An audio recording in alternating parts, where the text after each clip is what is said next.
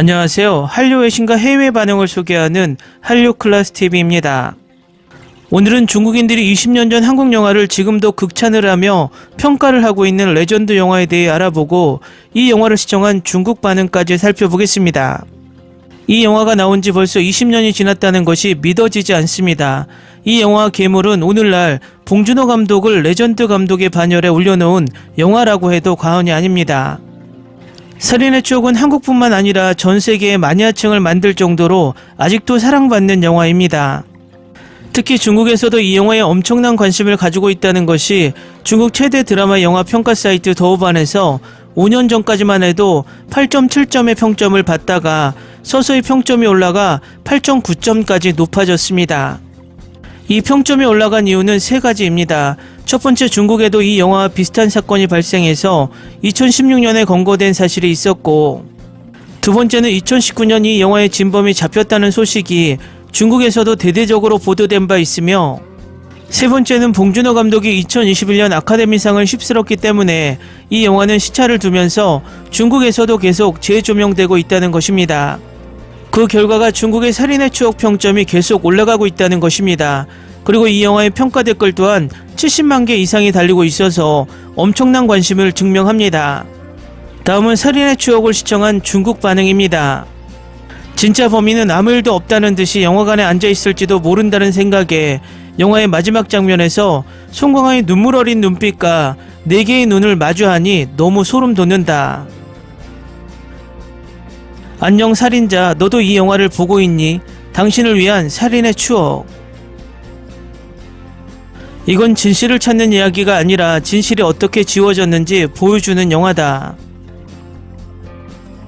이 영화가 아카데미상을 수상한 기생충을 연출한 한국의 유명한 감독 봉준호가 감독했다는 사실을 지금쯤 알게 될 것입니다. 이 작품은 봉준호의 예술적이고 지시적인 스타일을 상징합니다. 다른 트위스트와 클라이맥스가 있는 실제 사건을 기반으로 합니다.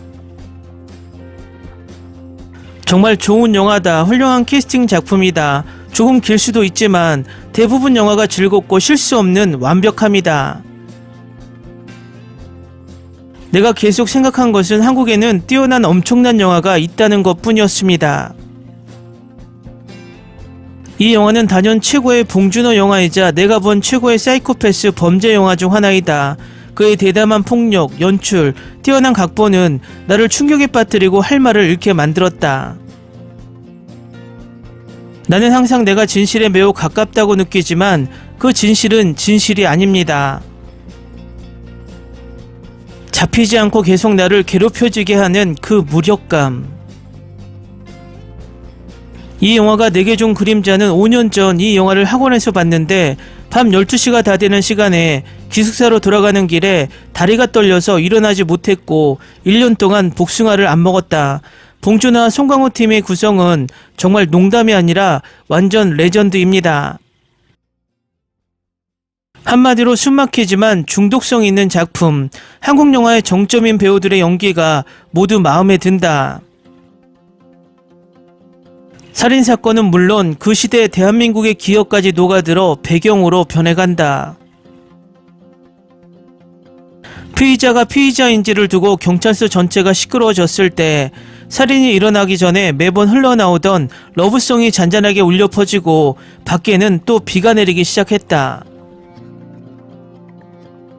그때 이 영화를 처음 봤을 때 아직도 사건이 풀리지 않고 끝날 것 같은 멍한 기분이 들어서 다시 봤다. 그러나 수년에 걸쳐 다시 볼 때마다 나는 그것의 완벽함을 더욱 굳게 확신합니다. 살인범을 찾지 못한 이야기, 평범해 보이지만 비범해 보이는 감독의 긴장감과 깊은 의미가 영화를 사랑하는 사람으로서 영화의 매력을 깊이 느끼게 됩니다. 완벽한 영화의 초점은 결코 연쇄살인사건 자체에 있지 않다. 메인 라인은 모두가 수렁에서 빠져나오지 못하고 있다는 점이다.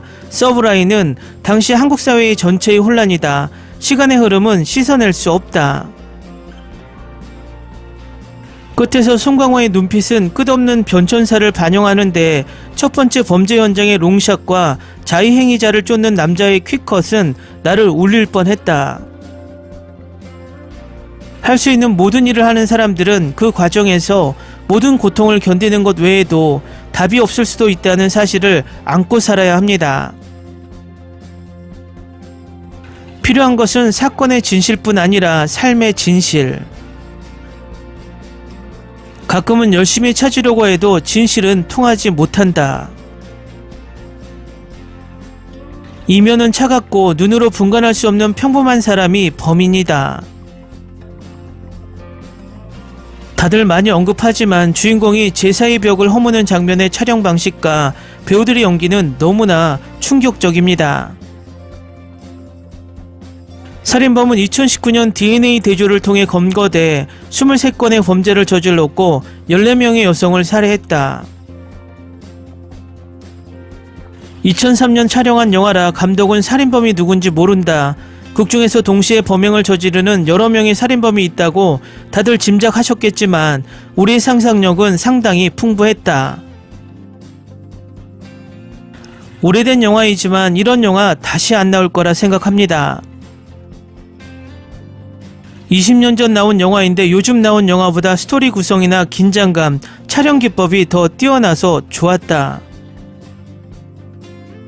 진짜 최고다. 눈 마주치는 장면, 어떤 영화도 그런 것은 표현할 수 없을 듯.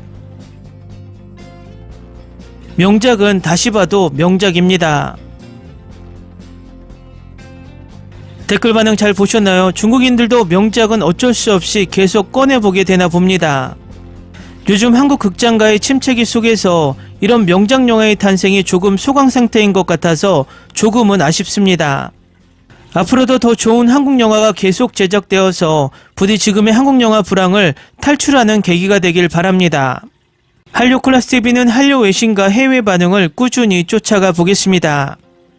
재밌게 잘 보셨나요? 여러분의 구독, 좋아요, 댓글, 알람 설정은 컨텐츠 제작에 큰 힘이 됩니다. 그리고 항상 하시는 일마다 대박 나시고 행복하시길 바랍니다.